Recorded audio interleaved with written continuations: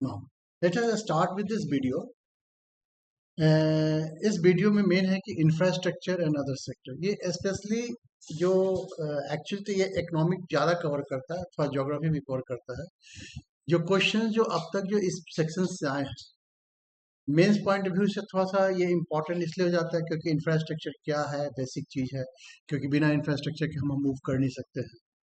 तो जैसे हमारा लॉजिस्टिक हो जाता है, ट्रांसपोर्टेशन हो जाता है हमारा, आजकल जैसे कि टूरिज्म पे बहुत ज़्यादा फोकस है, तो टूरिज्म पे जो फोकस ज़्यादा है तो जाहिर से उस हिसाब से जो है सो हमारा इंफ्रास्ट्रक्चर भी डेवलप कर रहा है। रोड, रेलवे, सिविल एविएशन, इस सारे के सारे चीज़ें इसमें फोकस करते हैं। खासकर जो एनर्जी सेक्टर भी इसका एक पार्ट होता है, क्योंकि हमारा एनर्जी पर, पावर पे सब कुछ डिपेंड करता है। तो ये पूरा चैप्टर ऐसे तो बहुत छोटा चैप्टर है, बट लेकिन ये सारी चीज़ों को लेकर थोड़ा सा ही इम्पॉर्टेंट हो जाता है। फ्रॉम प्रीलिम्स से भी क्वेश्चन कभी भी एक्सपेक्ट किया जा सकता है। सोशियो इकोनॉमिक ज्योग्राफी का कोई टॉपिक ऐसा नहीं कह सकता है कि नहीं इससे क्वेश्चंस आने ही आने हैं। ये नहीं कहना नहीं क्वेश्चंस ऐसा कुछ नहीं, वो कहीं से भी क्वेश्चंस को थोड़ा सा रैंडम चलता है इसका। ठीक है, ओके। तो नो, लेट्स स्टार्ट, इसको मैं स्टार्ट करते हैं। सबसे पहले हम बात करेंगे कि इंफ्रास्ट्रक्चर आखिर है क्या। सवाल तो इसी पे आता है ना, आखिर इंफ्रास्ट्रक्चर है क्या। तो इंफ्रास्ट्रक्चर का मतलब होता है बुनियादी ढांचा। इंफ्रास्ट्रक्चर किसी भी अर्थव्यवस्था की कार्य प्रणाली के लिए अति आवश्यक बुनियादी भौतिक और संगठनात्मक ऑर्गेनाइजेशनल स्ट्रक्चर को संदर्भित करता है। मतलब कि कोई भी ऑर्गेनाइजेशन है तो बेसिकली वो चलता किस पर है, तो उसका इंफ्रास्ट्रक्चर कैसा है। हम हमेशा बात करते आ रहे हैं इंफ्रास्ट्रक्चर इंफ्रास्ट्रक्चर, हमेशा सुनते आ रहे हैं। आखिर इंफ्रास्ट्रक्चर है क्या। जैसे मान लीजिए कि आप कोई फैक्ट्री लगा, तो फैक्ट्री में होता है कि एक मशीन होता है, लेबर होते हैं, प्रोडक्शन बड़ी सारी बेसिक फैक्ट्री है। लेकिन जो फैक्ट्री को जो बनाते हैं, फैक्ट्री जिसमें बनता है, जैसे मकान हुआ, समझ रहे हैं ना, उसमें आवागमन का सुविधा हुआ, उसमें पेयजल की सुविधा हुई, उसके बाद उसमें जो वहां तक रॉ मटेरियल पहुंचेगा कैसे, ये सारे के सारे चीजें जो है ये इंफ्रास्ट्रक्चर, समझ रहे हैं ना। तो अब कोई भी, और जैसे अब इंडिया या बिहार की बात है, तो हम लोग बात करते हैं ग्रोथ की, बात करते हैं ये ग्रोथ ऐसे होगा, वो ऐसे होगा। अगर आपका सब कुछ सही है लेकिन अगर सड़क ठीक ना हो तो आप कैसे आप माल को यहाँ से वहां, वहां से यहाँ ले जाइएगा। तो आप समझ सकते हैं कि ट्रांसपोर्टेशन कितना इंपॉर्टेंट रोल करता है। बात समझ रहे हैं ना। उसी हिसाब से आपका जैसे पावर सही नहीं हो, तो दैट्स वे, तो तो केंद्र सरकार का अभी के दौर में सबसे ज्यादा जो स्ट्रेस है, या ऐसे मान लीजिए महत्व इंपॉर्टेंस दिया जा रहा है, वो इंफ्रास्ट्रक्चर। वैसे कहा भी जाता है, इंफ्रास्ट्रक्चर के बारे में कहा जाता है कि बुनियादी ढांचे में निवेश में इकोनॉमिक आउटपुट पर गहरा प्रभाव पड़ता है। अगर हम 1 रुपया अगर इंफ्रास्ट्रक्चर का निवेश कर रहे हैं, जीडीपी, तो क्या होता है कि जीडीपी मेरा जैसे 2.5 या मेरा जो है सो 3.5 रुपया तक बढ़ता है। मैं 1 रुपया से 2.5 गुना या 3.5 रुपया हमारा जीडीपी बढ़ जाता है। अब आप समझ सकते हैं कि इंफ्रास्ट्रक्चर का रोल हमारे लाइफ में या किसी भी इकोनॉमी के लिए, कंट्री या स्टेट का इकोनॉमी के लिए इंफ्रास्ट्रक्चर का रोल कितना ज्यादा है। इसको आप एक दूसरे एग्जाम्पल से और ज्यादा समझें। आज से अगर 20-25 साल पहले की बात, तो न तो कहीं पर आपका सड़क सही था, सड़क का आवाज आज जैसे मान लीजिए अगर एग्जाम्पल के लिए सीतामढ़ी से अगर पटना की बात की है, तो सीतामढ़ी से पटना आने में आपको कम से कम लगता था पूरा दिन लगता। अगर बरसात के मौसम में आए तो कब चलिएगा, कब पहुंचेगा, कोई भगवान भगवान भरोसे। यहाँ से पूर्णिया जाना होगा, यहाँ से कहीं भी जाना होगा, तो आपके पास जो है सो पहले सड़क परिवहन में ऐसा नहीं था। आप किसी भी शहर की बात कर लें, शहर में बिजली जो है सो 4 घंटा, 5 घंटा, 6 घंटा से अधिक नहीं। और गांव की तो खैर बात ही छोड़, गांव में 2-2, 3-3 दिन बाद भी। तो अब आप इससे अंदाज लगा सकते हैं कि आज के डेट में आपको आपको लगता है कि यार बिना बिजली का हम रहेंगे कैसे। हम्म? पहले आपके हर घर में एक जनरेटर होता था, तो ये लाइन का रहता नहीं था पता। आज के डेट में लोग जनरेटर सेट भूल गया, कहीं जनरेटर सेट नहीं है, बहुत जगह तो इन्वर्टर तक नहीं है, इसलिए कि बिजली कटती बहुत कम है। 24 घंटा में लगभग 20 घंटा बिजली रहती है, 20 घंटा 22 घंटा बिजली रहती है। आज सड़क की बात कर ले तो आप बिहार में कहीं भी किसी भी जिला से आइए, आराम से 6-7 घंटे में आराम से पहुंच सकते हैं लगभग। कोई किशनगंज का बाहर बाकी सब जगह से आप पहुंच सकते हैं। हाँ? तो आप अंदाज लगा सकते हैं कि इकोनॉमिक ग्रोथ जो है वो इंफ्रास्ट्रक्चर का कितना ज्यादा रोल है। पहले पहले किसी थाने का बिल्डिंग नहीं हुआ करता, भाई तो झोपड़ी में पेड़ के नीचे बैठ के कैसे पुलिस काम करेगा भाई। पहले आपको कभी बिल्डिंग सही नजर आता था? कहीं बिल्डिंग नहीं है, कहीं ऑडिटोरियम नहीं है, कुछ नहीं है। मीटिंग करना था, कहाँ मीटिंग करे, यहाँ ढूंढो वहां ढूंढो। हाँ? तो आज आप देख रहे हैं, तो इससे आपको एहसास हो गया कि इंफ्रास्ट्रक्चर का रोल कितना व्यापक है हमारे सोशियो इकोनॉमिक। तो इसीलिए सरकार का जो है, और ये सबसे ज्यादा, और ये इसलिए क्योंकि ठीक है क्वेश्चन बहुत ज्यादा इसे नहीं पूछ, बट लेकिन इंफ्रास्ट्रक्चर के बारे में जो है सो आप मान के चलिए कि बिना इंफ्रास्ट्रक्चर का कोई भी कंट्री एक्सपेक्ट ही नहीं कर सकता है कि हम किसी भी लाइन में हम ग्रोथ कर सकते हैं। तो भारत का लक्ष्य क्या है? 2047 तक भारत को एक विकसित राष्ट्र बनाना है, जिसके लिए वर्ल्ड क्लास इंफ्रास्ट्रक्चर चाहिए। हो गया। नेशनल लेवल पे जो है सो इंफ्रास्ट्रक्चर पे बहुत ज़्यादा कुछ कुछ चीज़ें हैं नेशनल लेवल पे जो इंफ्रास्ट्रक्चर का पार्ट है। जैसे सबसे पहले नेशनल इंफ्रास्ट्रक्चर पाइपलाइन, समझ रहे हैं ना? ये क्या है? तो 2025 तक बुनियादी ढांचे में 169 ट्रिलियन का निवेश। पहले 101 था जो बढ़कर आपका ये हो गया। 2025 तक जो है आप समझ सकते हैं कि सिर्फ इंफ्रास्ट्रक्चर में 169 ट्रिलियन का हम लोग इन्वेस्टमेंट कर चुके हैं। इसमें आपको एनर्जी है, रोड है, अर्बन है, ये सारी चीज। आपका लिविंग स्टैंडर्ड अच्छा हो गया है, आपका स्वच्छ पीने का पानी मिल रहा है, आपको हर जगह आपको बिजली मिल रहा है, हर जगह आपको सड़क मिल रहा है। मतलब काम करने के लिए जो फैसिलिटी चाहिए, जिसको हम इन्वायरमेंट कहते हैं, वो इन्वायरमेंट। अच्छा, इन्वायरमेंट आपका पूरा हो जाता है तो आप समझ जाते हैं तो बहुत अच्छा होता है। तो इसीलिए कहा जाता है कि इसको हम बेसिकली कह सकते हैं कि काम को आउटपुट देने के लिए एक बेटर इन्वायरमेंट चाहिए, और वो इन्वायरमेंट मेरा इंफ्रास्ट्रक्चर। तो यही है नेशनल इंफ्रास्ट्रक्चर फाइबर। हम लोग क्या चाहते हैं? World class infrastructure. आज बड़े बड़े देशों की बात करते हैं जहाँ इंफ्रास्ट्रक्चर बहुत अच्छे अच्छे है अभी। समझ गए ये बात को? National infrastructure pipeline. दूसरा है मेरा पीएम गति शक्ति। इसका नाम बहुत ज्यादा सुना, व्हाट इज पीएम गति शक्ति? आखिर है क्या? द इंटीग्रेटेड प्लानिंग के लिए जीआईएस बेस्ड प्लेटफॉर्म। मतलब कहने का मतलब यह है कि एक ऐसा प्लेटफॉर्म, अब मान लो कि अब हर हर मंत्रालय जो है अपना राग अपना डफली बजाए, किसी में कोई कोऑर्डिनेशन नहीं हो तो काम चलेगा? तो ये क्या किया, ये पीएम गति शक्ति कुछ नहीं है। ये क्या किया कि विभिन्न मंत्रालयों के बीच में तालमेल कम है, तालमेल अच्छा रहे, लॉजिस्टिक कॉस्ट हमारा कम हो, ताकि जो है सो अभी न कि अभी एक फाइल को यहाँ से इस विभाग से दूसरे विभाग जाना हो, तब सोच रहे हैं अच्छा कब जाएगा, कब होगा फाइल। जैसे अगर मंत्रालय की बात कर रहे हैं तो कोई चीज एक जगह से तो होता नहीं है। ऐसा तो नहीं कि हाँ एक ही काम, जैसे मान लो कि किसी भी डिपार्टमेंट की अगर बात किया जाए तो उसमें किसी चीज को क्या करना पड़ता है कि उसका फाइनेंशियल अप्रूवल होता है ना? टेक्निकल होता है, फाइनेंशियल होता है। तो अब फाइनेंशियल अप्रूवल है मान लो करना है अगर, अब फाइनेंस डिपार्टमेंट कोई कोऑर्डिनेशन ही नहीं है, फाइल चला गया। अब एक एक फाइल अगर 1000 साल 50 साल होगा तो क्या फायदा उसका? खत्म हो जाएगा। तो जरूरी क्या है कि जितने भी मंत्रालय काम कर रहे हैं उनके बीच में एक बहुत अच्छा कोऑर्डिनेशन।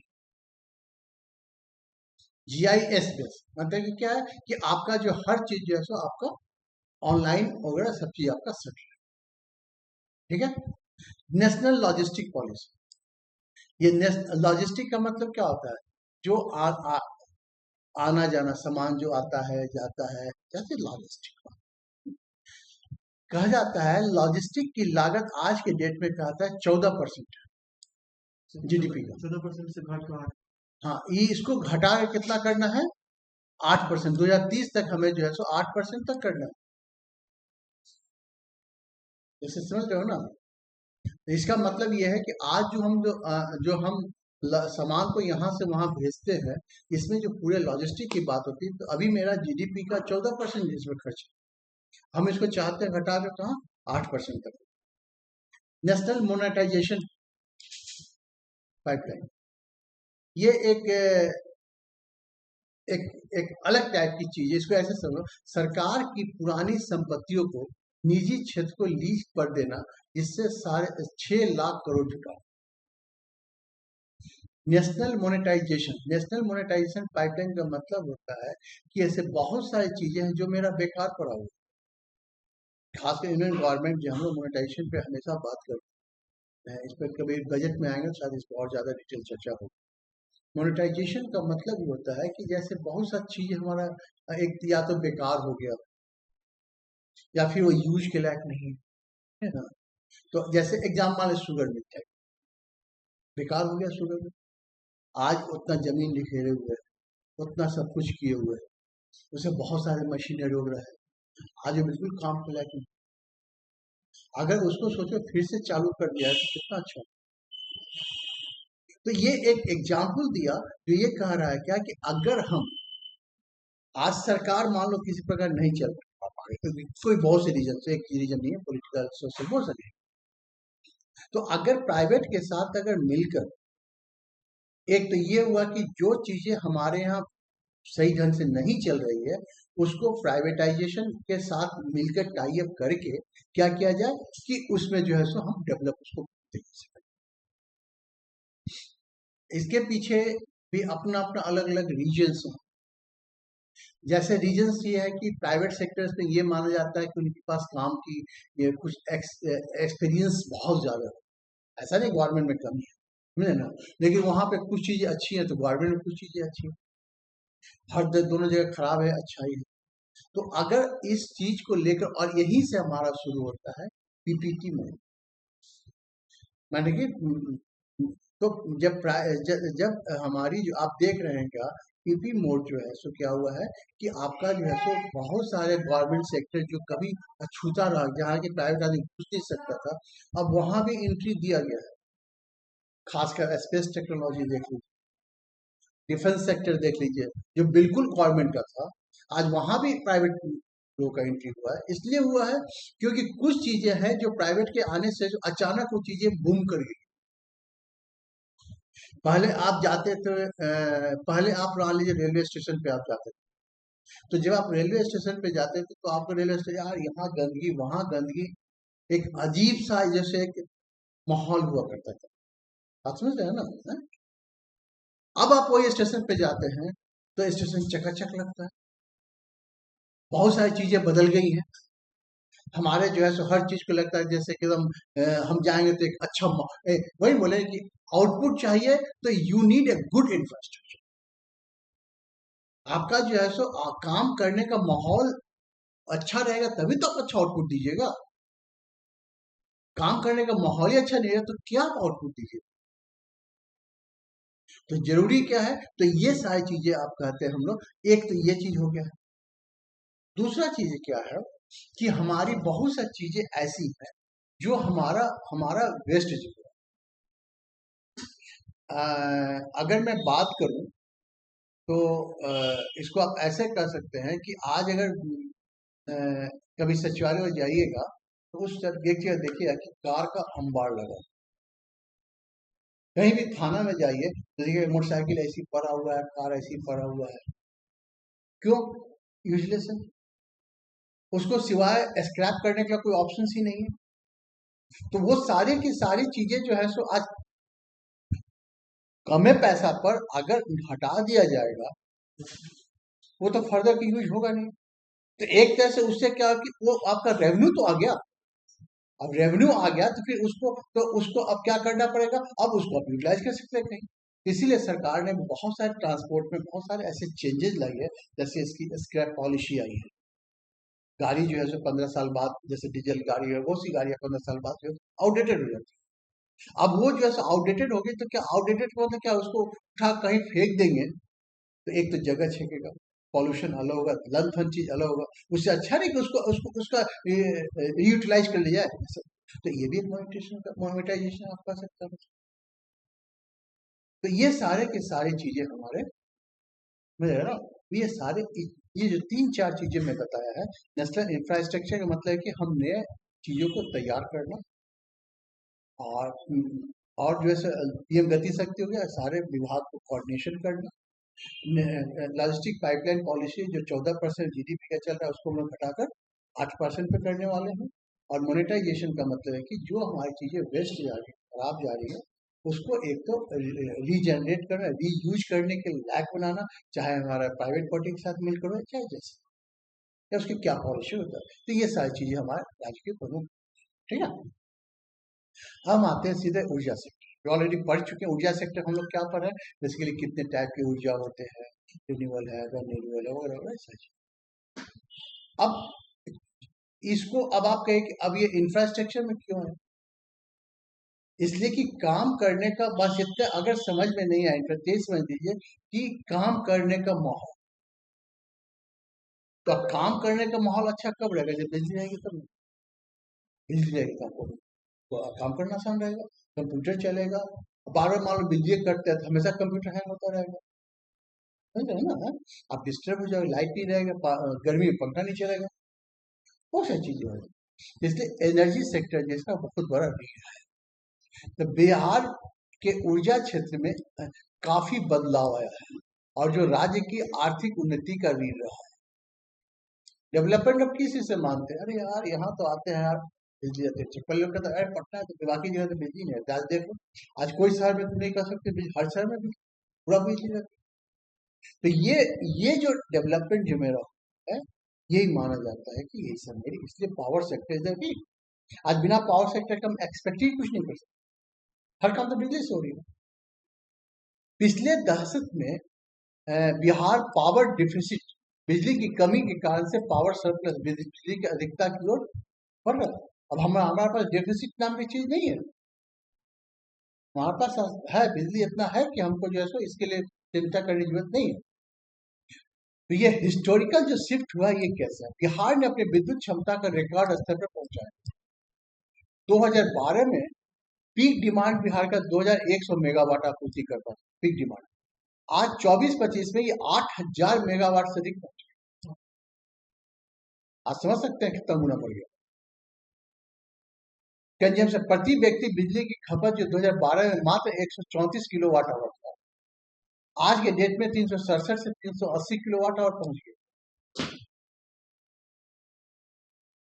अच्छा, प्रति व्यक्ति बिजली खपत एनुअल लिया है। हाँ, प्रति व्यक्ति हाँ, एनुअल ईयर है ना। एक व्यक्ति जैसे इतना बिजली खा रहा है, सोच रहे हैं। क्यों ले रहे हैं, क्योंकि हमारे परचेजिंग पावर बढ़ गई, संख्या बिजली यूज कर पा रहे, आज बिजली बिल देते हैं। आज जो है अगर स्मार्ट मीटरिंग आ क्या भैया, कुछ नहीं करना है, जैसे मोबाइल रिचार्ज की भैया हमारा बिजली कम है, हम रिचार्ज कर दिया, चल रहा है, कोई टेंशन नहीं, फ्री दे दिया, उसमें भी आ रहा है, ठीक है।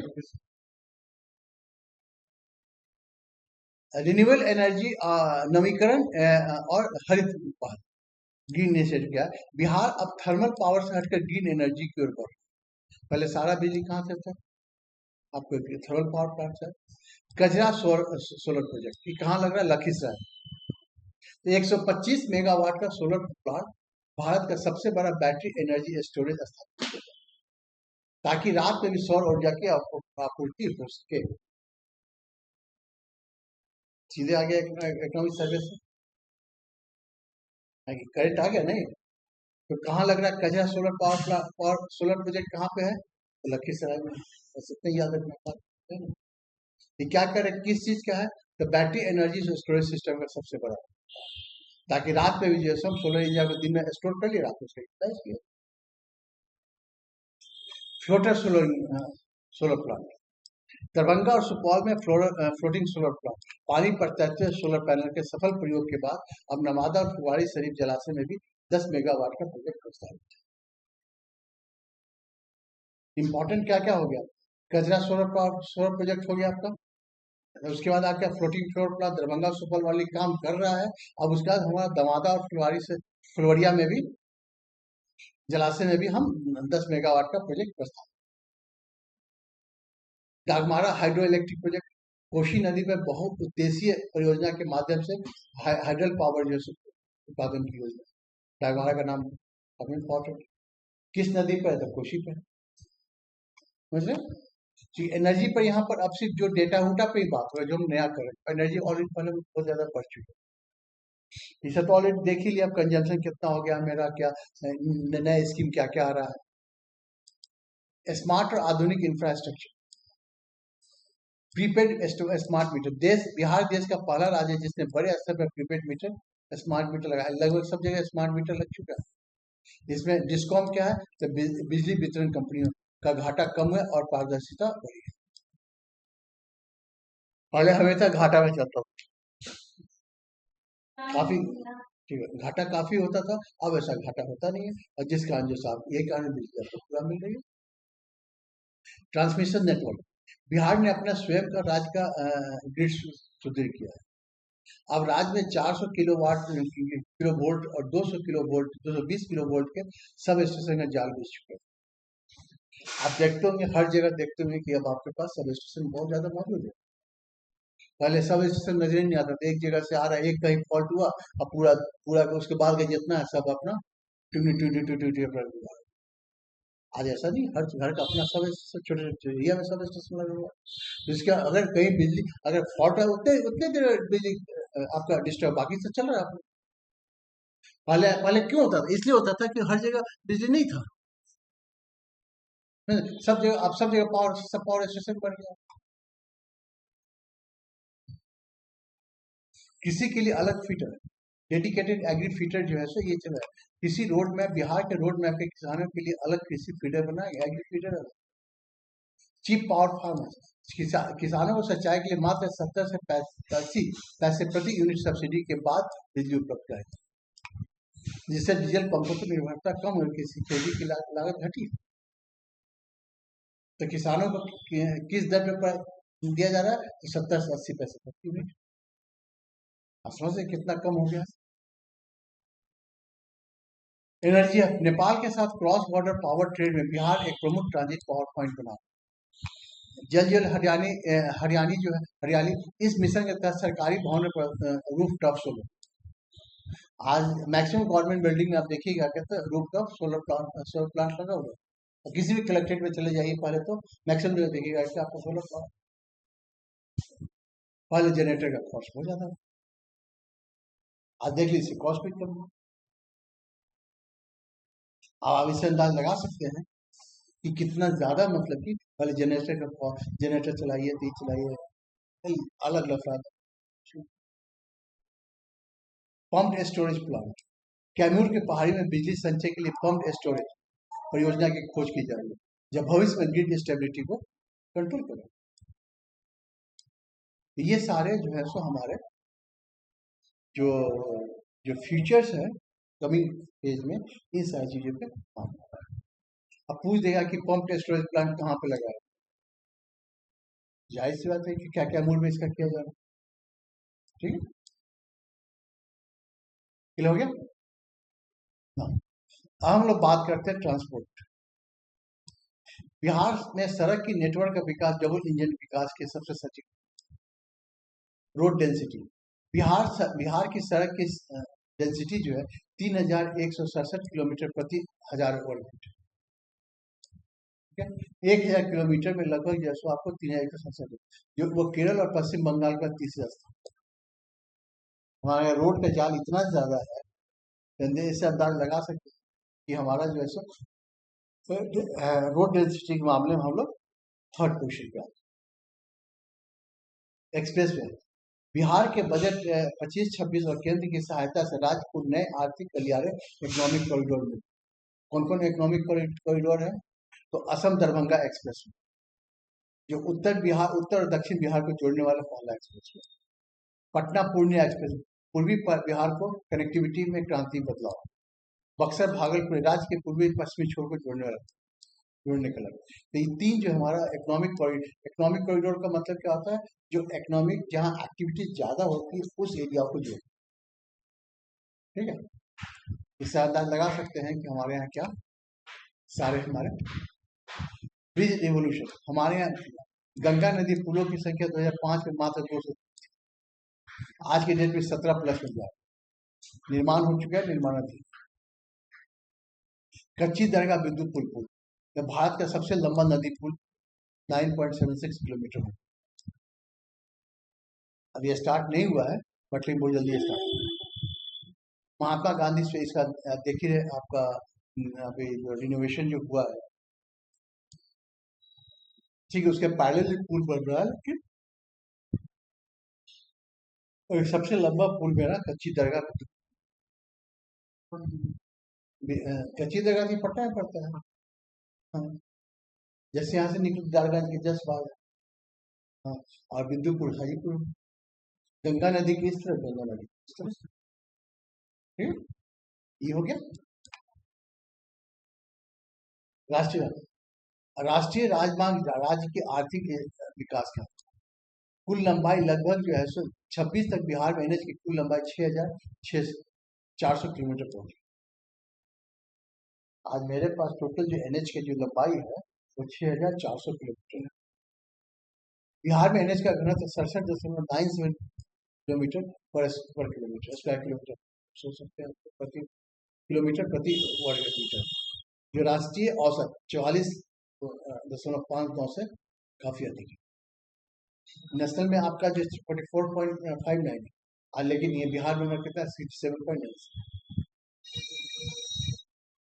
हो सकता है इस लेवल का सवाल शायद न पूछे, लेकिन हम समझते हैं कि कुछ भी सकते। बिहार में जो है सो एनएच का क्या है, हमारे यहाँ सड़क का घनत्व क्या है। बिहार का सबसे लंबा एनएच क्यों है 31। यह उत्तर प्रदेश की सीमा से शुरू होकर कैमूर, रोहतास, औरंगाबाद, गया, नवादा, लखीसराय, बेगूसराय, खगड़िया, पूर्णिया, कटिहार होते पश्चिम बंगाल तक।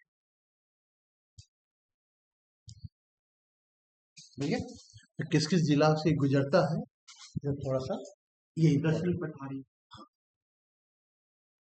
इसे बिहार का जीवन रेखा कहा जाता है, क्योंकि राज्य के पूर्व पश्चिम को जोड़।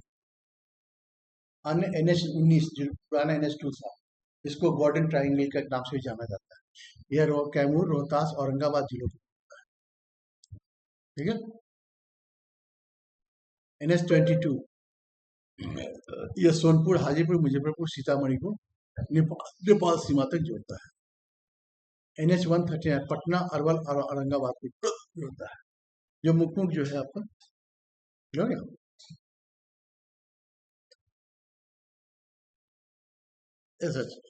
राजमार्ग जिला मुख्यालयों को आपस में और राष्ट्रीय राजमार्गों से जोड़ हो गया। ऐसे डिफरेंशिएशन क्या है, जो आपका जो है सो जिला के मुख्यालयों को आपस में जोड़ेगा और साथ ही साथ जो है सो एनएच को भी कनेक्ट करेगा। एनएच की कुल लंबाई लगभग 3,700 किलोमीटर है।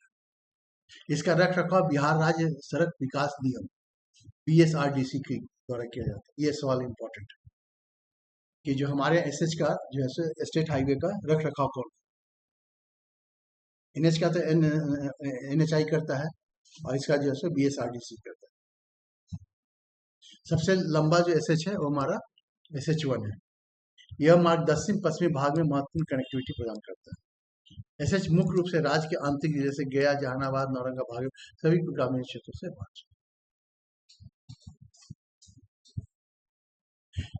मेजर जो कॉरिडोर जो है, जो हमारी धमनी की तरह काम करता है, जैसे आमस दरभंगा एक्सप्रेस वे, ये हमारा देख रहे हैं गया, जहानाबाद, पटना, वैशाली, समस्तीपुर और दरभंगा कनेक्ट करता है। ठीक है, इतना जो ही नहीं याद है। Patna Purnia express way, Patna, Vaishali, Samastipur, Khagaria, Madhepura, Varanasi, Aurangabad express 6 लेन का, कैमूर, रोहतास, औरंगाबाद, बक्सर भागलपुर कॉरिडोर, बक्सर, भोजपुर, पटना, लखीसराय, ये सारे अपना कॉरिडोर का हो गया, समझ गया।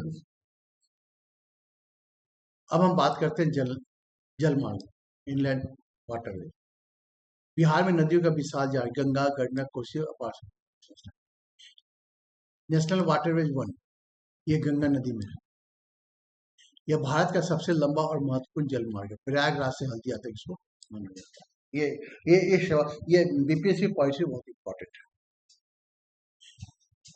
बिहार का यह राज्य के पश्चिम में बक्सर से प्रवेश कर पटना, मुंगेर, भागलपुर होते हुए कटिहार तक। हमारे यहाँ कहाँ से इंटर करता है? वाराणसी, ठीक है, लेकिन ये पटना, ये जो है बक्सर में इंटर करता है और भागल कटिहार तक जाता है। तो ये इंपॉर्टेंट है। मल्टी मॉडल टर्मिनल, ये जैसे गायघाट में यहाँ पर एक प्रमुख टर्मिनल बनाया गया जहां से कि माल का परिवहन किया जा रहा है। जैसे कल हम लोग बात करें तो आपका यहाँ पर हथुआ में, उसी प्रकार यहाँ भी जो है सो ये गाय घाट टर्मिनल है, काफी बड़ा टर्मिनल है। तो यहाँ से काफी माल का हमारा, चूंकि जो वाटरवेज का ट्रांसपोर्टेशन है वो रोड ट्रांसपोर्टेशन काफी सस्ता और सामान भी बहुत ज्यादा आ जाता है।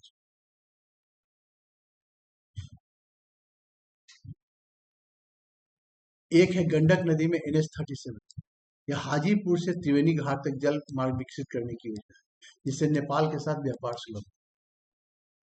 कोसी नदी में NH-58, उत्तर बिहार में कृषि उत्पादों के लिए परिवहन के लिए इसकी योजनाओं पर शोध किया जा रहा है। तो ये दोनों जो हमारा प्रस्तावित है। तो गंडक में कहाँ पर है? हाजीपुर से त्रिवेणी घाट। और कोशी में है हमारा उत्तर बिहार में कृषि उत्पादों का परिवहन। इस सब पे काम चल रहा है। मेजर जो हमारा ब्रिज है, ये थोड़ा सा जस्ट हमको कई बार पूछ सकता है। जैसे कच्ची दरगाह विदुपुर, पटना और वैशाली जिला को जोड़ती सबसे लंबा 9.76 किलोमीटर है, 6 लेन का लंबा है। महात्मा गांधी सेतु, ठीक है, सब लोग जान रहे हैं, हाजीपुर, पटना हाजीपुर है। विक्रमशिला समानांतर भागलपुर, मौजूदा पुल के समानांतर एक नया 4 लेन का पुल यातायात को सुगम। अभी ऑलरेडी जो सो पुल हमारे जो अभी जो पुल है विक्रमशिला पुल, वो टूट चुका है। सुल्तानगंज अगवानी घाट, भागलपुर खगड़िया के बीच में, यह पूर्वी बिहार के लिए महत्वपूर्ण कड़ी। मोकामा के समानांतर पटना और बेगूसराय में रेल से सड़क पुल जो दक्षिणी उत्तर बिहार का औद्योगिक कनेक्टिविटी बढ़ाएगा। मतलब कि आपका 3 समानांतर पुल बन रहा है। एक महात्मा गांधी सेतु पे भी देख रहे हैं समानांतर पुल काम चल रहा है। एक आपका सुल्तानगंज अगवानी घाट में भी चल रहा है आपका। यह समानांतर पुल नहीं है, नया पुल है। और मोकामा में भी जो आपका राजेंद्र पुल जो कहा जाता है, उसके बगल में भी एक पुल है। इसका भी 6 लेन में बन रहा है, दिखा। हाँ, जो भी इसका नाम है। चलो, आप समझिए यहाँ से। तो रोड की कनेक्टिविटी क्लियर हो गया, समझिए कितना इंपॉर्टेंट हमारा क्या है। अब हम आते हैं रेल ट्रांसपोर्ट। बिहार में रेल ट्रांसपोर्ट, ठीक है, बिहार का नेशनल पे, लेकिन बिहार में राज्य में औद्योगिक विकास के लिए यह प्रमुख स्तंभ। हमारे यहाँ पूर्व मध्य रेलवे, ईस्ट सेंट्रल रेलवे का हेडक्वार्टर हाजीपुर। ये तो हो गया हमारा ईस्ट सेंट्रल रेलवे का हमारा हेडक्वार्टर है, जिसके अंदर 5 डिविजन आते हैं: दानापुर, मुगलसराय, धनबाद, सोनपुर और समस्तीपुर। धनबाद बिहार में है। बिहार, ये रेल तो आपका बिहार बंगाल थोड़ी जानता है, समझ रहे हो कि नहीं? झारखंड वो ये बिहार का क्या मतलब? यह तो अपना जुरिस्डिक्शन है ना। सब बंगाल बिहार में है, धनबाद। तो ये जो ईस्ट सेंट्रल रेलवे का जो जो एरिया है, उसमें ये 5 मंडल, 5 डिवीजन आते हैं, जिसमें दानापुर है, मुगलसराय है, धनबाद है, सोनपुर और समस्तीपुर। ठीक है। नेटवर्क स्थिति के हिसाब से डेडिकेटेड फ्लाइट कॉरिडोर, पूर्वी समर्पित माल भाड़ा गड़िया, ईस्टर्न डीएफसी, माने कि पूर्वी समर्पित माल भाड़ा गलियारा, ये बिहार के गया और रोहतास जिलों से होकर गुजरता है, जो औद्योगिक के लिए माल ढुलाई को सबसे तेज। रोहतास हो गया, देखिए एरिया, इसी को हम लोग जानते हैं, ये हमारा पूर्वी समर्पित माल भाड़ा, जो हमारा बिहार के गया और रोहतास से। Ganga rail cum bridge, Digha Sonpur railway और मुंगेर रेलपुर रेलपुर समझे आप, जहाँ पर भी रोड ऊपर है और नीचे आपका रेल। जो बिहार में रेल के प्रमुख कारखाने, ये हम लोग के लिए इम्पोर्टेंट। जैसे इलेक्ट्रिक लोकोमोटिव फैक्ट्री कहाँ है, तो मधेपुरा में। ये फ्रांस की अल्स्टॉम के सहयोग से बना है। यहाँ भारत का सबसे शक्तिशाली इंजन 12,000 HP का निर्माण होता है। तो इलेक्ट्रिक लोकोमोटिव फैक्ट्री मधेपुरा में यहाँ क्या होता है, इंजन का निर्माण होता है। और ये जो सब बहुत शक्तिशाली इंजन 12,000 HP का हमारा WAG-12 के नाम से इसको जाना जाता है। डीजल लोकोमोटिव फैक्ट्री की मनोरा में। इलेक्ट्रिक लोकोमोटिव मधेपुरा में इलेक्ट्रिक लोकोमोटिव ध्यान रखिएगा, और यहाँ पर हमारा डीजल लोकोमोटिव। तो ये लोकोमोटिव का मतलब नहीं है कि हमारा अगर लोकोमोटिव आएगा तो दो जगह बिहार में, और डीजल आएगा तो तो आपका कहाँ है, सारण है। और अगर हमारा इलेक्ट्रिक आएगा तो मधेपुरा है। तो डीजल लोकोमोटिव अमेरिका की कंपनी थी, जनरल इलेक्ट्रिक के सहयोग से, शायद पूछ दे। रेल व्हील फैक्ट्री बेला आपका सारण में है। यहाँ ट्रेन के पहियों का निर्माण किया था। भारत का दूसरा सबसे बड़ा रेल पहिया कारखाना। Rail coach factory Harnaut Nalanda. यहाँ रेल की डब्बे की मरम्मती और रखरखाव किया जाता है। क्या औद्योगिक काम पे काम है। Wagon repair workshop Jamalpur Munger, Bharat का सबसे पुराना रेल कारखाना। यहाँ क्रेन निर्माण और वैगन मरम्मत की ऐतिहासिक। ये दोनों हमारे यहाँ रेल कोच फैक्ट्री हरनौत में भी चले जाइए, चाहे हमारा वैगन रिपेयर वर्कशॉप, दोनों मोटामोटी। भारत वैगन इंजीनियर मोकामा और मुजफ्फरपुर। ये रेलवे वैगन वैगन का निर्माण किया है। वैगन मतलब क्या हो? कोच। हाँ वही है, गुड्स वैगन। क्योंकि इसको कोच नहीं कहते इसलिए इसको डब्बा कहते हैं। समझिए, तो इसको ये चीज हमको कहीं ना कहीं याद कर, क्योंकि इसे सवाल पीछे भी आया हुआ है सवाल, और एक और इस सवाल एक्सपेक्टेड हो सकता। इस तरीके का सवाल नहीं आया बट लेकिन इसको कहीं ना कहीं। चलिए अब आते हैं एयर ट्रांसपोर्ट। एयर ट्रांसपोर्ट पिछले काफी तेजी से बढ़ा, ठीक है। उड़ान के तहत जो है सो हमारा प्रमुख बिहार में मेजर एयरपोर्ट को 3 है। जयप्रकाश नारायण हवाई अड्डा पटना, दरभंगा हवाई अड्डा और गया अंतर्राष्ट्रीय हवाई अड्डा। ठीक है, ये सब तो अपना ठीक है। मेन जो भविष्य परियोजना क्या है, हमारा बीटा हवाई अड्डा बन रहा था फुलवारी में दिया। बीटा यहाँ पर है अभी जो है तो फुलवारी शरीफ में, लेकिन जो बीटा वाला जो है तो बीटा में है। बीटा इधर में। हाँ, जब आरा की तरफ जाओगे तो बीटा होते जाता है, जब भी ट्रेन से क्रॉस हो तो बीटा नजर आता है। पूर्णिया हवाई अड्डा सीमांचल क्षेत्र विकास के नागरिक हवाई अड्डा बनाने की प्रक्रिया चल रही है।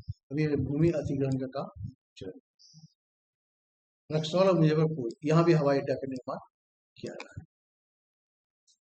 वर्तमान में सिविल एविएशन विभाग सीधे मुख्यमंत्री अपने अधीन, ठीक है। सारा चीज वहां पर होता है, आपको नेशनल लेवल से होता है, लेकिन यहाँ कहीं ना कहीं तो यहाँ कौन देगा, टूरिज्म सेक्टर। बिहार का आर्थिक सर्वेक्षण पर्यटन क्षेत्र में राज्य की अर्थव्यवस्था के लिए ग्रोथ इंजन ग्रुप होगा, क्योंकि अब आजकल के दौर में अगर देखो तो टूरिज्म एक बहुत बड़ा हमारा इनकम का स्रोत हो गया, जहाँ जीडीपी काफी ज्यादा बढ़ता है। आप सिंपल ऐसे सोच लो ना कि आज तुम किसी भी मंदिर में चले जाओ, जैसे तुम हनुमान मंदिर, तो हनुमान मंदिर के बाहर इतने जो लोग फूल बेचते हैं, माला बेचते हैं, आप सोच लो कि दिन में कितना माला उनका बेचते। तो अब एक मंदिर से अब कितना माला का मतलब कि वहां पर बिक्री होता है, तो जितना बिक्री होगा उतना ना जीडीपी बढ़ेगा, उस हिसाब से बढ़ेगा ना। है? पहले कहाँ लोग जाता था, अब तो फूल माला का हर जगह इतना इतना ज्यादा डिमांड हो गया है। शादी ब्याह में तो ठीक है अपनी जगह पे फिक्स रहता है, लेकिन आजकल जो है सो मंदिर के नाम पर मस्जिद मंदिर में इतने ज्यादा फूल माला का डिमांड हो गया है कि आज के डेट में माना जाता है कि बहुत बड़ा एक उद्योग ले लिया हमारा जो है फूल का आजकल बिजनेस सबसे बड़ा बिजनेस हो गया। और सबसे बात है कि बिजनेस तो ठीक है ही है, लेकिन इसके साथ साथ कितने लोगों को रोजगार मिल गया। आज हर के जगह पे देखो, आज तुम किसी मंदिर के आगे कम से कम 8 10 5 6 तो जरूर फूल वाला रहता होगा। उतना लोग का तो रोजी रोटी घर के हिसाब से चल रहा है। क्या गलत है? तो आप तुम कह सकते हो कि टूरिज्म के मामले में जो है सो टूरिज्म का एक बहुत बड़ा आधार हो गया है ये मंदिर। और बहुत सा स्टेट तो सिर्फ टूरिज्म पे ही चल रहा है। साउथ में जो है सो टूरिज्म बढ़ने का क्या बात है। आज आजकल तो मैक्सिमम लोग क्या आता है, आता टूरिज्म जैसे बद्रीनाथ गया, क्या है वहां पर सिर्फ मंदिर और कुछ है नहीं। लेकिन देख लो भीड़, देख लो आज कितना भीड़ है। चाहे साउथ में चले जाओ, मंदिर ही मंदिर है। लोकल लोग तो दर्शन कर, आज तुम चलो आज से अगर कुछ दिन पहले की तुम बात करो, अयोध्या एक छोटा सा टाउन था। कोई ठीक है, सब लोग जानता था अयोध्या राम का है, वगैरह वगैरह जानता था, लेकिन जाता कितना लोग डेवलपमेंट होने से बहुत होता है, लाखों करोड़ में जाता था। आज मंदिर बन जाने से लोगों की वहां की किस्मत चमक गई। आप समझ सकते हो कि तो टूरिज्म जो है सो आज के डेट में जो है सो जैसो सिर्फ हमारे यहाँ चूंकि नेचुरल ब्यूटी ज्यादा नहीं है, तो हमारे यहाँ मंदिर है, तो मंदिर को डेवलप किया जा रहा है। तो और दूसरी चीज जैसे मान लो और राजगीर हो गया, ठीक है, आदमी पहले भी जाता था, लेकिन आज वो उसको एक टूरिज्म का हब बना दिया गया है। तो आज देख लो राजगीर जाने वालों की संख्या कितनी ज्यादा बढ़ गई, बाहर से लोग आते हैं देखने, ना। तो ये सारी चीजें हैं। तो वर्ष 24-25 से बिहार आने वाले घरेलू और विदेशी पर्यटक संख्या में रिकॉर्ड वृद्धि दर्ज की।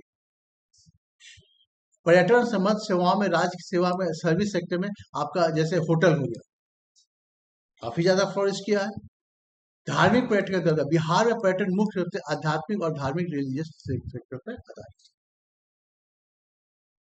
इसमें देखिए सरकार ने बिहार विभिन्न सर्किटों में विभाजित ताकि बुनियादी ढांचे को विकसित किया। अब देखिए जैसे बुद्धिस्ट सर्किट कौन कौन सा है, बोध गया, नालंदा, राजगीर, वैशाली, केसरिया, लौरिया, नंदगढ़, ये पूरा का पूरा वो क्या है, आता बुद्धिस्ट से रिलेटेड। अब जो आदमी जो बुद्धिस्ट कम्युनिटी को मानता है, अब तो आएगा तो बुद्ध का पूरा घूमेगा। रामायणा सर्किट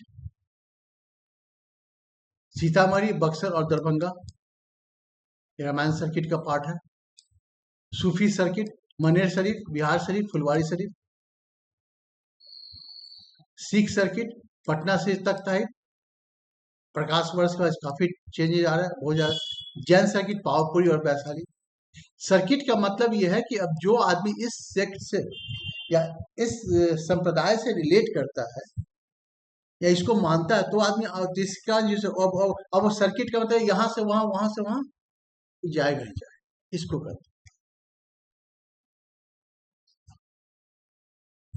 राजगीर एक ग्लोबल हब, जो भी बात हो रही थी, नेचर सफारी और जू सफारी, यहाँ पर्यटक काफी भीड़ देखते हो, इको टूरिज्म को बढ़ावा देते हैं। जैसे क्या क्या है, तो ग्लास स्काई वॉल, बिहार का बिहार का पहला भारत का प्रमुख स्काई वॉल बॉक्स में एक है, जहाँ जहाँ पर अब ग्लास के शीशे पर चलते हैं। स्पोर्ट यूनिवर्सिटी राजगीर को अब स्पोर्ट्स और एडवेंचर के टूरिज्म के रूप में विकसित किया जाए। अभी देख रहे हैं काफी यहाँ गेम्स वगैरह भी हो रहे हैं, स्पोर्ट्स और काफी ज्यादा फ्लोरिश कर रहा है। दूसरा है पुनौरा धाम, बजट और सर्वेक्षण में सीतामढ़ी के पुनौरा धाम को अयोध्या के तर्ज में विकसित करने की प्राथमिकता दी है। क्वेश्चन आ सकता है कि हम लोग राजगीर को किसके तर्ज पे विकसित कर रहे हैं।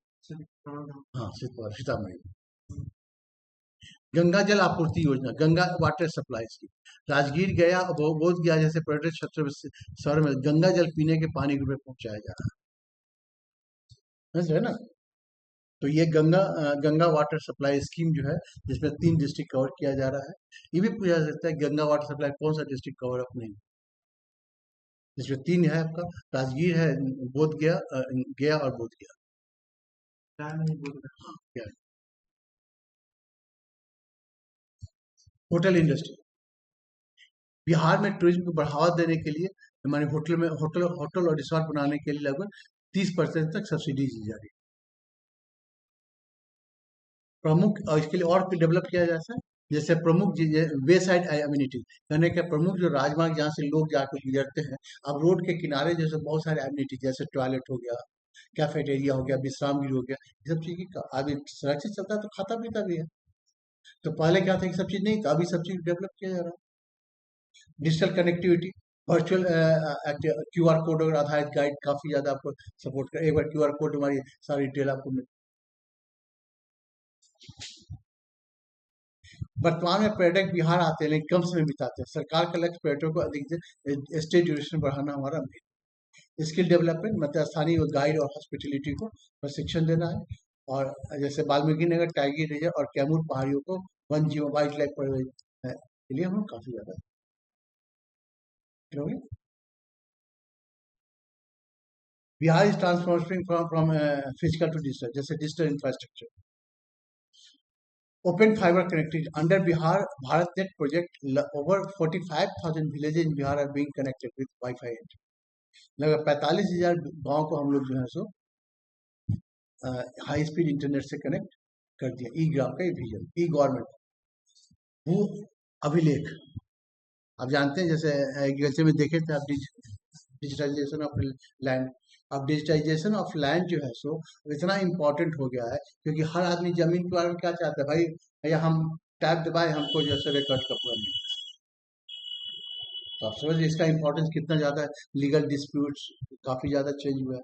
ई निश्चय पोर्टल, हर घर नल का जल अनदर स्कीम को जो है और उसका पूरा मॉनिटरिंग करने के लिए एक पोर्टल अगला बना हुआ है, भाई चल रहा है। लोग कहता है यहाँ पानी नहीं आ रहा, फलाना नहीं आता, आपको सब चीज आपको। Bihar knowledge network, connecting educational institution with high speed network. जाहिर सी बात है सारा इंटरनेट आपका यूनिवर्सिटी जुटा हुआ, कोई भी यूनिवर्सिटी या क्लास हो गया कुछ भी चीज, बुक ई बुक लाइब्रेरी फलाना ठिकाना बहुत सा चीज आपका नहीं। तो आपका डिजिटल इंफ्रास्ट्रक्चर काफी ज्यादा बढ़ा है। लॉजिस्टिक और वेयर हाउसिंग इंफ्रास्ट्रक्चर, क्योंकि बिहार एक लैंड लॉक स्टेट है, इसलिए यहाँ पर लॉजिस्टिक काफी इंपॉर्टेंट होता है। बिहार लॉजिस्टिक पॉलिसी 2023, इसमें क्या आता है, 25% capital subsidy for building ware house, cold storage और सब्सिडी बढ़ाने के लिए गवर्नमेंट कितना दे रही है, 25% सब्सिडी दे रही है। मल्टी मॉडल लॉजिस्टिक पार्क जो है परचून जगह पहुंचे, emerging as major logistic model node, integrated check post, Raxaul और जोगबनी को हम लोग जो है सो आईसीपी का विंग जो है सो आगे बढ़ा रहे हैं। और स्टैंडर्ड और हम लोग ट्रेड नेपाल के साथ ट्रेड चलता है और इसको बूस्ट करने के लिए इसको काफी सोशल इंफ्रास्ट्रक्चर में जैसे आपका हेल्थ एजुकेशन आता है, establishment of medical college in every district, ये हमारा ऑनगोइंग टारगेट है। Digital health stack, implemented digital health ICDS for ID. आप सबको क्या क्या देख रहे हैं, एक कार्ड मिलता है ना डिजिटल हेल्थ, जैसे आप लोग आयुष्मान भारत जो भी है, हर आदमी क्या था कार्ड मिल रहा है, जिस कारण जो है सो आप पूरा का पूरा उस पर जो है सो चेक कर सकते हैं। जैसे राजगीर कुछ कुछ एजुकेशन में आया है, Rajgir sport university, Bihar first dedicated sports university, Aryabhatta knowledge university Patna में खुला है, टेक्निकल और professional education hub Aryabhatta Mithapur में है। हाउसिंग, मुख्यमंत्री ग्रामीण आवास योजना। तो ये सारे हमारे इंफ्रास्ट्रक्चर को, डिजास्टर रिजाइलेंस इंफ्रास्ट्रक्चर मतलब कोई अभी जैसे अभी देखे हाउसिंग मुख्यमंत्री ग्रामीण आवास योजना, मतलब क्या होगा कि आप जो है सो मकान जो बनाइएगा वो आपको ये देख के बनाएगा कि अर्थक्वेक उसका अपना स्ट्रक्चर आता है।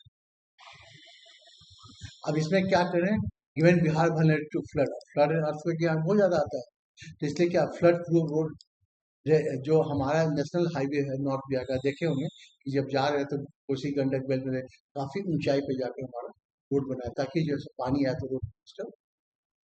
मैग्नेट इंफ्रास्ट्रक्चर, हम जो हर नदी जो है देख रहे हैं वो उसका जो एम्बैंकमेंट है, बांध है, उसको हम मजबूत कर रहे हैं। आज एम्बैंकमेंट को अगर सही, अगर रोड से बहुत एम्बैंकमेंट को रोड बना दिया गया, पक्का रोड बना दिया गया, अब वो एक अच्छा साधन हो गया मूव करने का, आप बहुत फास्ट वहां से निकल जाते हैं। क्लाइमेट रिजाइलेंस बिल्डिंग, प्रमोशन से फ्लाई एज ब्रिक्स और ग्रीन बिल्डिंग। फ्लाई एश चूंकि बहुत ज़्यादा निकलता है, तो इसको जो कैसे कहाँ यूटिलाइज किया जाए, तो आप जो पहले मिट्टी का ईंट बनता था, अब फ्लाई ऐश का भी ईंट काफ़ी ज़्यादा बनता है, तो कैसे ये सारे मैं कुछ हमारे करेंट डेटाज हैं। जीडीपी विकास दर स्थिर में आपका 8.6 है, और करंट एस्टिमेट से देखेंगे तो लगभग 13 पॉइंट है। ये आगे भी बाद में ही देखेंगे, इकोनॉमिक भी है, फिर भी एक बार देख लेते हैं। फिर बजट आकर 25-26 का लगभग हमारा 3,61,895, 13 लाख। हाँ है? पुराना डाटा है, अब 26 से 27 में आएगा। हाँ अब आएगा, तो इसलिए बोले जस्ट एक इंडिकेशन है आपको आगे चलिए। ये तो इकोनॉमिक सर्वे के आधार पे है ना। फिजिकल डेफिसिट 2.9, इस सबको हमको वहां पर देखना है। लक्ष्य क्या है? 3%। रेवेन्यू सरप्लस 0.8% है। प्रति व्यक्ति है 76,490, 24% का। प्रति व्यक्ति है कांस्टेंट प्राइस पे 44,000। सर्वाधिक संबंध जिला आपका पटना है, सबसे पिछला जिला हमारा शिवहर। एनर्जी सेक्टर में कुल स्थापित क्षमता 8,339 मेगावाट है। पीक डिमांड हमारा 8,554। प्रति व्यक्ति बिजली की खपत 363 से 380 किलोवाट आवर है। स्मार्ट प्रीपेड मीटर बिहार का पहला जो इम्प्लीमेंट कर लिया इसको। कृषि फीडर दर 70 से 80 पैसे प्रति यूनिट हमारा दिया जाए एग्रीकल्चर फीड। रोड जो डेंसिटी है 3.167 किलोमीटर प्रति 1000 स्क्वायर किलोमीटर हमारा देश में पहला। तीसरा है एनएच की कुल लंबाई 6,400 किलोमीटर है, इसका डेंसिटी 67.97 है। एसएच की कुल लंबाई 3,700 किलोमीटर है।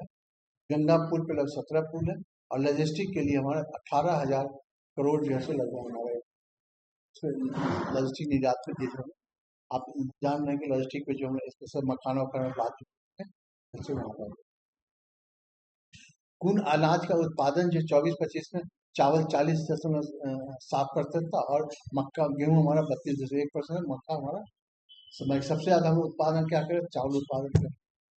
मछली उत्पादन लगभग 40.95 करोड़ का हम लोग मक्का मछली उत्पादन करते हैं। सर्वाधिक बजट आवंटन हम करते हैं शिक्षा पर करते हैं 20% का। महिला सशक्तिकरण, महिला हाट और पिंक टॉयलेट सभी जिलों में बने। आप पिंक बसेस भी देखे होंगे बहुत ज्यादा। जीवन पर जो लाइफ एक्सपेक्टेंसी हमारा 68.9 है पुरुष का, महिला का 69.7, महिला का ज्यादा है। ठीक है, सब करते हैं।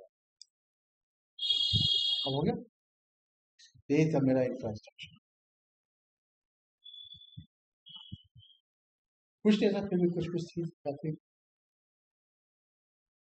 क्योंकि ये डेटा इकोनॉमिक सर्वे के आधार पर है। जब बजट पे आएंगे तो आपको और कई चीजें आएंगी। तो ये मेरा आज का खत्म हुआ सोशियो इकोनॉमिक। अब कल से इकोनॉमिक्स नेक्स्ट वीडियो से चलिए। तो इसके लिए पुनः थैंक यू वेरी मच। और कोई भी कंफ्यूजन तो 8789632844 यहीं से आज का टॉपिक हम थैंक यू।